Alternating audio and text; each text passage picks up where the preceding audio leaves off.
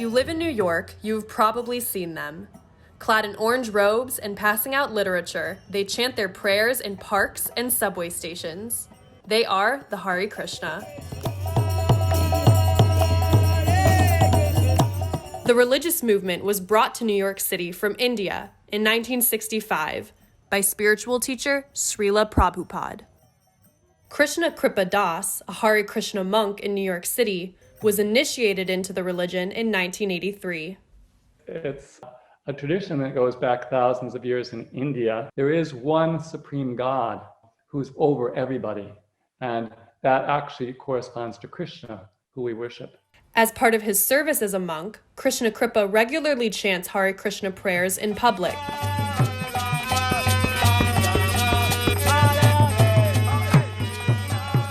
What we're repeating is what's called a mantra, which is a spiritual sound vibration, and it's composed of different names of God in the Sanskrit language.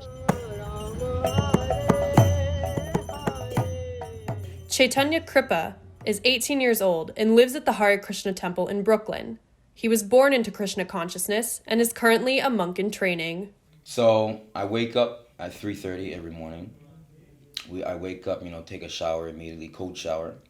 And then, I head downstairs to a temple room where we have a prayer for about an hour and a half. The rest of his days consist of study, more prayer, and public chanting. Chaitanya says that although Hare Krishna originated in India, it is a religion for anyone. I've seen Black people come up to me and they'll be like, do you need help? Should we help you? Should we save you? And then, but the movement, everything we're teaching is that we're not the body. It doesn't matter the color of our skin. So I explain that to them. And then they understand.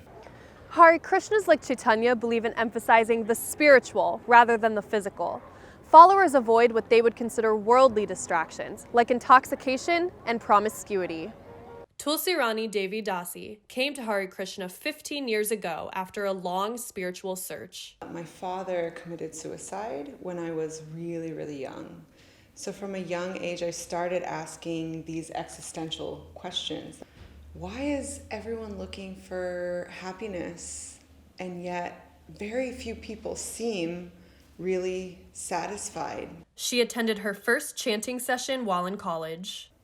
Right afterwards, I realized that this was what I had been this was the happiness I had been looking for my whole life. Tulasirani hopes that more people will come to understand who the Hare Krishna are.